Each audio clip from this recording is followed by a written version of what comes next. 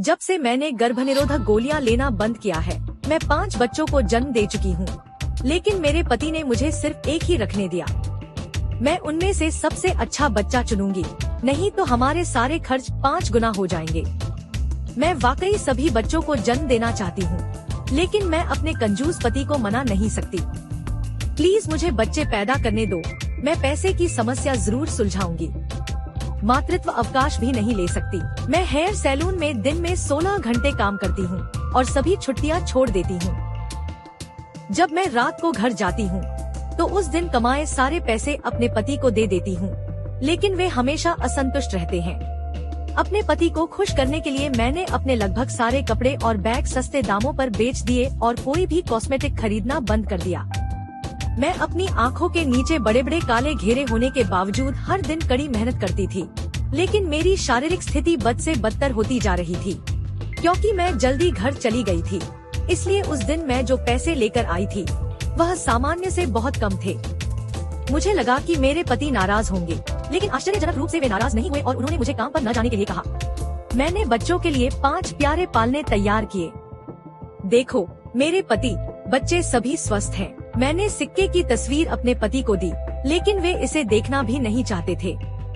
इसके बजाय उनकी नजर डायपर के मूल्य टैग पर रही। उन्होंने मुझे पैसे बचाने का एक तरीका भी बताया। उन्होंने मुझे बच्चों के लिए डायपर के रूप में टॉयलेट पेपर भरने के लिए अपनी पुरानी पैंट का उपयोग करने के लिए कहा। मैं उनकी कंजूसी पर बहुत नाराज थी। यदि आपने मुझे फिर से मजबूर किया तो मैं आपको तलाक दे दूंगी और परिवार की आधी संपत्ति मेरी होगी। मेरे शब्दों ने उन्हें डरा दिया। संपत्ति का स्कोर बस उसका मांस काटना। मैं अपना सामान पैक करने के लिए बेसमेंट में गई, लेकिन दरवाजा अचानक बंद हो गया और फिर लाइट चली गई। मैंने तुरंत अपने पति से मदद मांगने के लिए अपना सेल फोन निकाला। मैं पड़ोसियों का ध्यान आकर्षित करने के लिए केवल जोर से चिल्ला सकती थी, लेकिन क्योंकि मैं बहुत घबराई हुई थी, मुझे एक हिंसक संकुचन महसूस हुआ और मेरा एमनियोटिक द्रव अचानक टूट गया। इस समय मैंने अचानक अपने पति के कदमों की आवाज सुनी। वह आखिरकार काम से छुट्टी पा गए।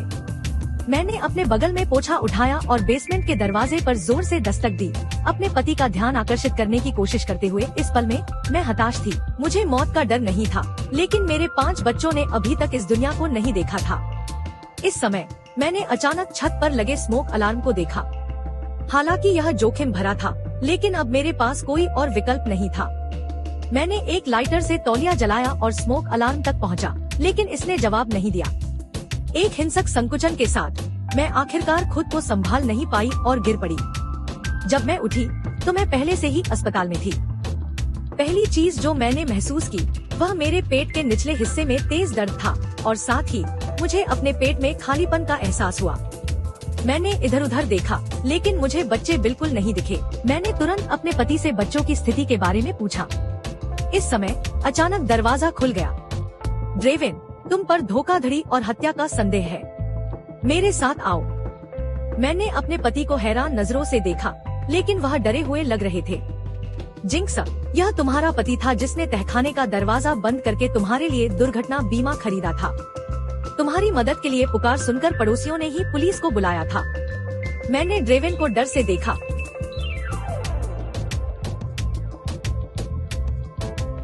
कृपया मुझे जल्दी से अस्पताल ले जाए, मेरा बच्चा पैदा होने वाला है। यह बहुत कष्टप्रद है। क्या तुम नहीं देख सकते कि मैं व्यस्त हूँ? प्रिय, तुम इस अवसर का उपयोग उससे और पैसे मांगने के लिए कर सकती हो। तुमने मुझे लंबे समय से कोई उपहार नहीं दिया है। अच्छा विचार है, तुम दोनों हो, इसलिए कीमत दोगुनी होनी चाहिए। गर्भवती महिला चिंतित थी और उसने बिना किसी हिचकिचाहट के सारे पैसे ड्राइवर को दे दिए। इस समय वह अब इतनी परवाह नहीं कर सकती थी, लेकिन उसने धीरे धीरे गाड़ी चलाई और कष्टप्रद संगीत बजाया। क्या आप वॉल्यूम कम कर सकते हैं? मैं बहुत असहज महसूस करता हूँ। जल्द ही गर्भवती महिला का पानी टूट गया और चालक ने शोर सुना और तुरंत कार रोक दी। आपने मेरी कार गंदी कर दी है, आपको अधिक भुगतान करना होगा, अन्यथा आप आज नहीं जा सकते। गर्भवती महिला ड्राइवर से भीख मांगती रही क्योंकि उसके पास एक पैसा नहीं था, लेकिन ड्राइवर को जल्द ही उसका सोने का हार दिखाई दिया। मुझे यह हार दे दो, यह मुश्किल से किराया कवर कर सकता है। और इस समय एक आदमी आया। जल्दी से दरवाजा खोलो। उसने न केवल उस आदमी को कार में बैठने दिया, बल्कि वह गर्भवती महिला को भी भगा ले जाना चाहता था। मैंने पैसे दिए। क्या तुम्हारे पास कोई पेशेवर नैतिकता नहीं है? किसने कहा कि मेरे पास पेशेवर नैतिकता नहीं है? मैं एक स्टार ड्राइवर हूँ। ऐसा कहने के बाद उसने वास्तव में ट्रंक खोला और गर्भवती महिला को अंदर आने के लिए कहा। नहीं, मुझे क्लॉस्ट्रोफोबिया है। यहाँ से अस्पताल तक अभी भी 10 किलोमीटर है। आप या तो पैदल चलें या अंदर जाएं। अंत में गर्भवती महिला ने बच्चे के लिए समझौता कर लिया। यह आदमी शांत व्यक्ति नहीं था। जैसे ही वह कार में चढ़ा, उसने ड्राइवर की गर्लफ्रेंड को छुआ। रुको, वह मेरी गर्लफ्रेंड है। क्षमा करें, मैं कुछ और पैसे क्यों ना डाल दूं?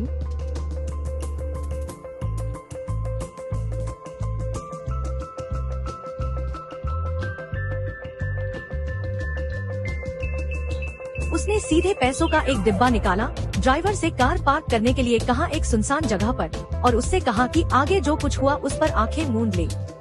लालची ड्राइवर भारी मात्रा में पैसे से अंधा हो गया था, लेकिन जब उन्होंने ट्रंक खोला तो उन्होंने पाया कि गर्भवती महिला गायब थी। ड्राइवर की आंखें डर से चौड़ी हो गयी। वह एक राक्षस है। कोई व्यक्ति पतली हवा से कैसे गायब हो सकता है? आपने वास्तव में सही अनुमान लगाया, वह एकमात्र राक्षस नहीं है। हेनरी, आप वास्तव में कुछ घंटे पहले एक कार दुर्घटना में मर गए थे। आपको नरक में जाना चाहिए था, लेकिन मेरे सहयोगी आपको स्वर्ग जाने का मौका देना चाहते थे, लेकिन आपने इसे नहीं समझा। आपके लालच ने हमें एक विकल्प बनाने के लिए मजबूर किया। अगले जन्म में एक अच्छा इंसान बनो। ख्वाहिशों, हर तरह के जीवन को अपनाओ।